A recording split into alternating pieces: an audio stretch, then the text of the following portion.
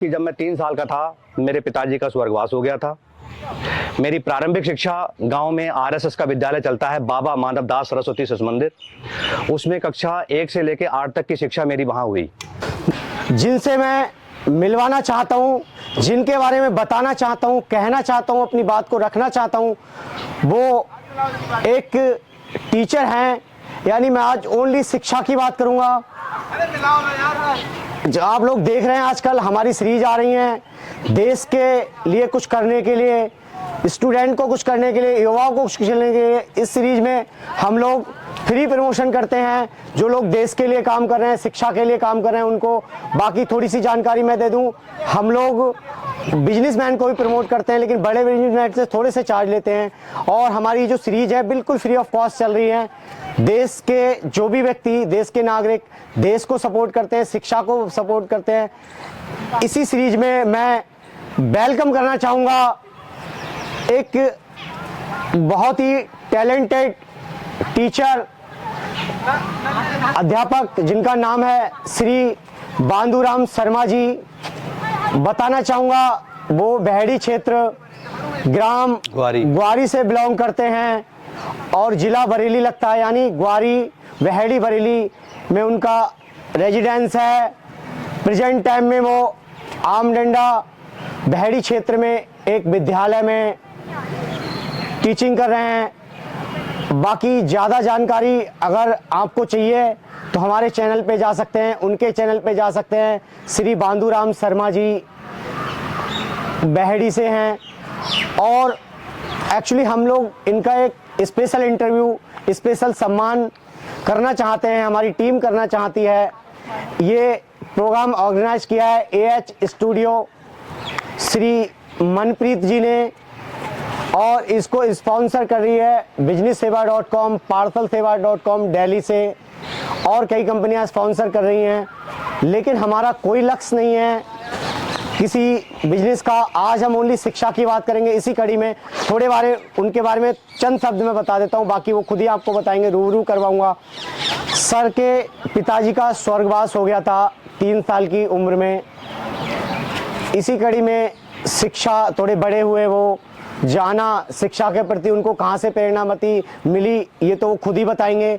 लेकिन मैं बता देना चाहता हूँ कि उन्होंने पिताजी के स्वर्गवास के बाद काफ़ी शिक्षा के प्रति जागरूकता रही उनके अंदर और शिक्षा ली। बड़ी परेशानियों में उनका जीवन गुजरा।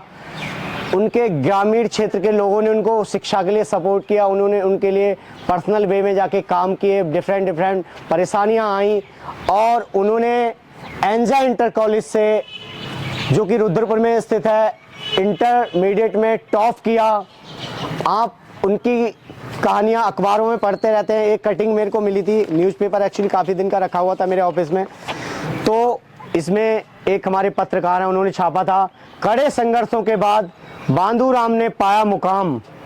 तो इनकी संघर्षों की कहानी अगर मैं सुनाने बैठूंगा पूरी बुक लिख जाएगी, क्योंकि हमारी टीम से ही एक व्यक्ति इनके किताब लिखने के बारे में विचार कर रहे हैं। डिस्कशन चल रहा था सुबह, जैसे आपने देखा तिरुपतिनाथ मंदिर में हम दर्शन करने गए थे बाबा के। इन्होंने कहा कुछ खास प्रोग्राम है तो मैं बाबा के दर्शन करना चाहूँगा।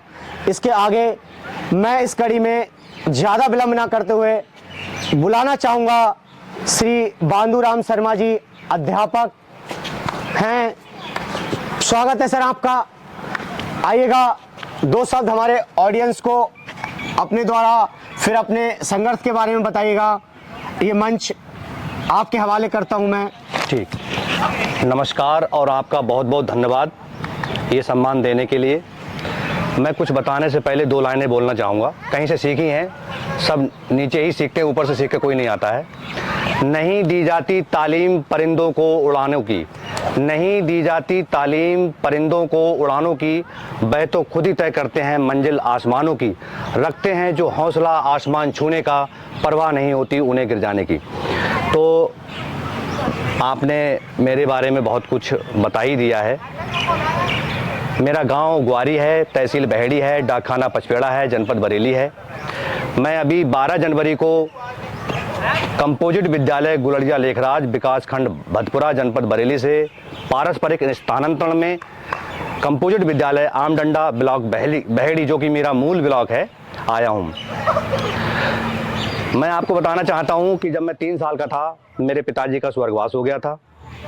मेरी प्रारंभिक शिक्षा गांव में आरएसएस का विद्यालय चलता है, बाबा माधव दास सरस्वती शिशु मंदिर। उसमें कक्षा 1 से लेकर 8 तक की शिक्षा मेरी वहां हुई।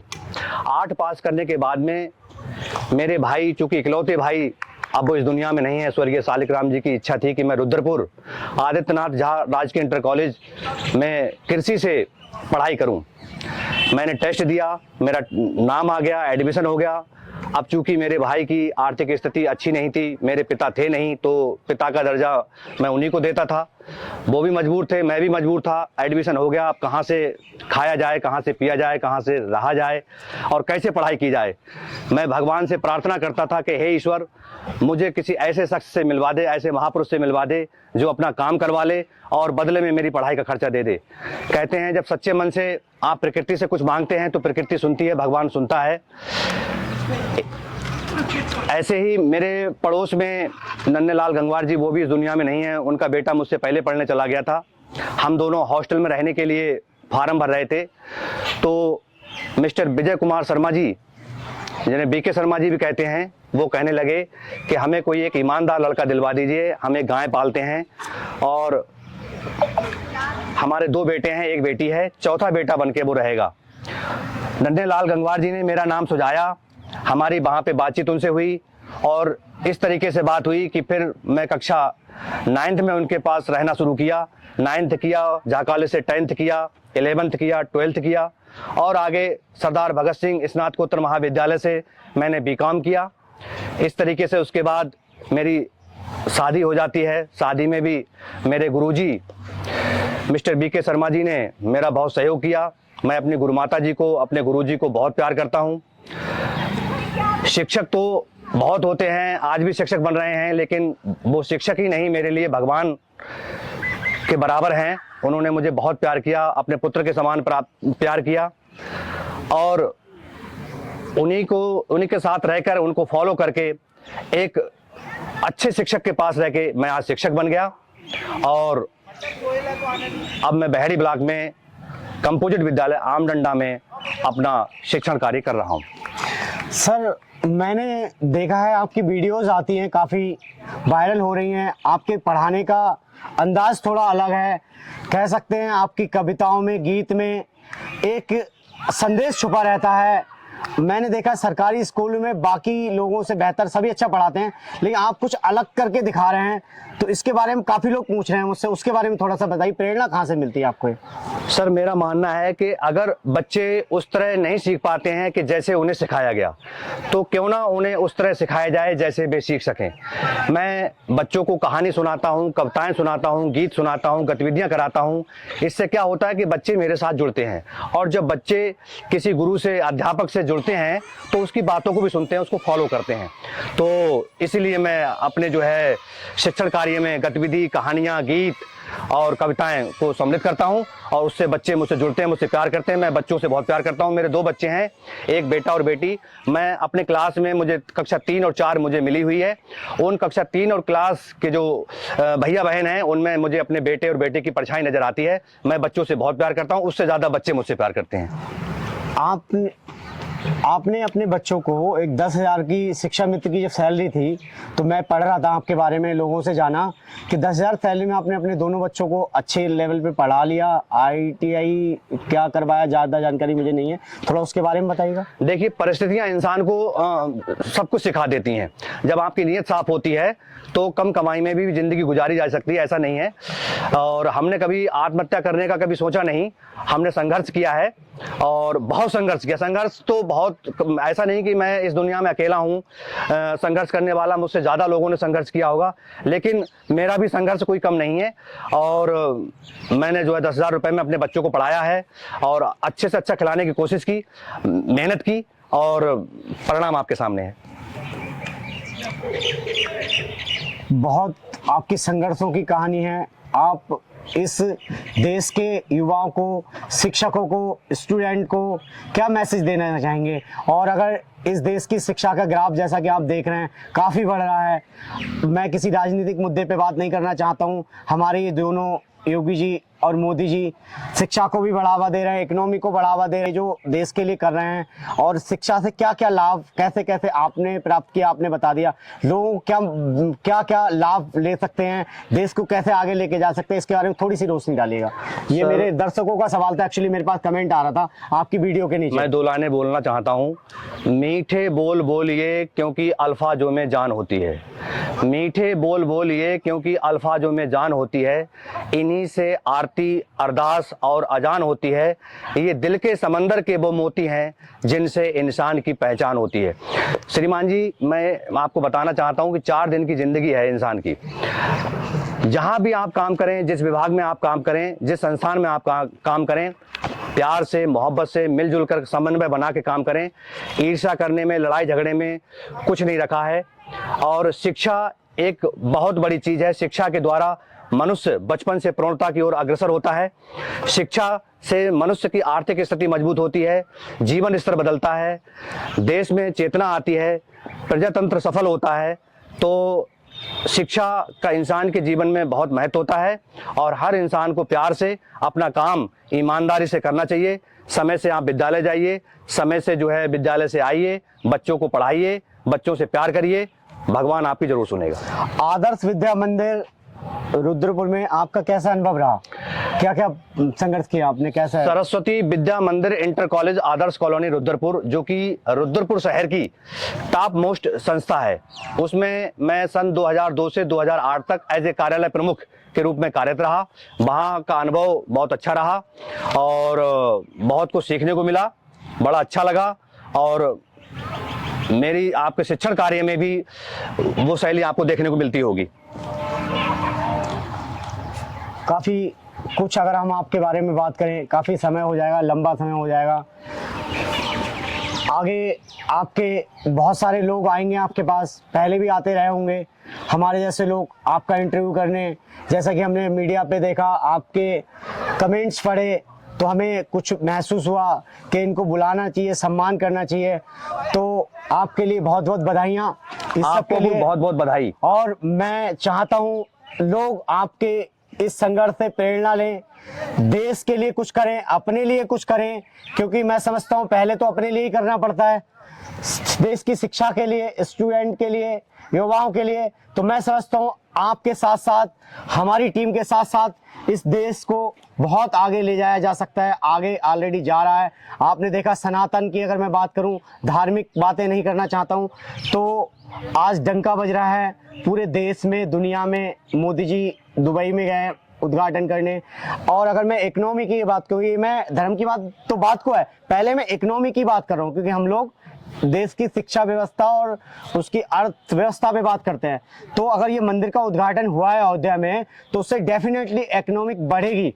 वहाँ के रेस्टोरेंट को बिजनेस आएगा, वहाँ के आसपास के क्षेत्र वालों को, मिडिल क्लास को, पुअर क्लास को, सबको बिजनेस मिलेगा। वहाँ के लोगों को रोजगार मिलेगा, होटल इंडस्ट्री का डेवलप होगा, और आप टूरिस्ट आएंगे, विदेश से आएंगे तो पैसा आएगा, यानी इकोनॉमी कहीं ना कहीं बढ़ी है। इस कड़ी में आपका भी बहुत अच्छा योगदान मुझे लग रहा है। मेरी आपके लिए ऐसी कामनाएं हैं कि आप ऐसे ही देश के लिए करते रहिए, स्टूडेंट के लिए करते रहिए, हमारे जैसे पत्रकारों को, लोगों को प्रोत्साहन देते रहिएगा। बहुत अच्छा लगता है आपके जैसे लोगों को मिलते। सच बताऊं तो आपके जैसे लोगों से मिलने से मेरी एनर्जी 4 गुना हो जाती है। और मैं इस कड़ी में बहुत धन्यवाद देना चाहूँगा सभी मीडिया प्रभारियों का, जिन्होंने श्री बांधुराम शर्मा जी के या ऐसे किसी और लोगों के इंटरव्यू करके देश को आगे लेके आए हैं, प्रेरणा दी है लोगों को। बहुत बहुत धन्यवाद दोस्तों, बहुत बहुत धन्यवाद सर आपका। आप अपने बारे में कुछ खास पॉइंट यहाँ बता दीजिए, जिससे कि मैं लास्ट में 2 बातें और कहना चाहूँगा। लोगों का कहना होता है कि जो होना है वो होकर रहेगा, ये पौरसहीन कथन है। ये मेरा कहना है, जो होना है वो होकर रहेगा, ये पौरसहीन कथन है। जो हम चाहेंगे वो होगा, इन शब्दों में दम है।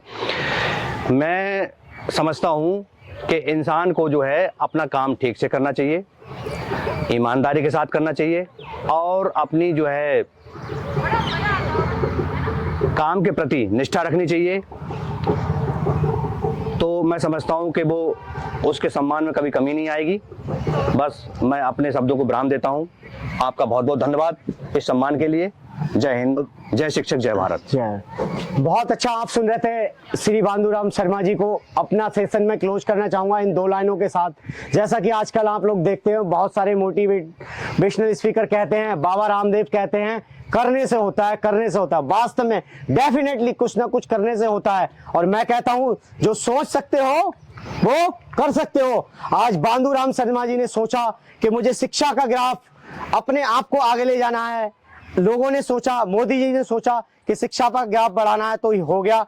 तो बाबा रामदेव कहते हैं करने से होता है, बहुत सही कहते हैं। और मैं कहता हूं, जो आप सोच सकते हो तो वह कर सकते हो। दोस्तों, मेरा मैसेज है कि आप अपनी आदतों को, रोज एक आदत चेंज कीजिए, रोज एक लर्निंग सीखिए और रोज अपनी सोच को अच्छा बनाइए। अगर आपकी सोच अच्छी है, एक दिन डेफिनेटली आप बांदूराम शर्मा जी के जैसे हो जाएंगे, उनसे बेहतर भी हो सकते हैं, बहुत कुछ कर सकते हैं। हालांकि इनसे हमें बहुत प्रेरणा मिली।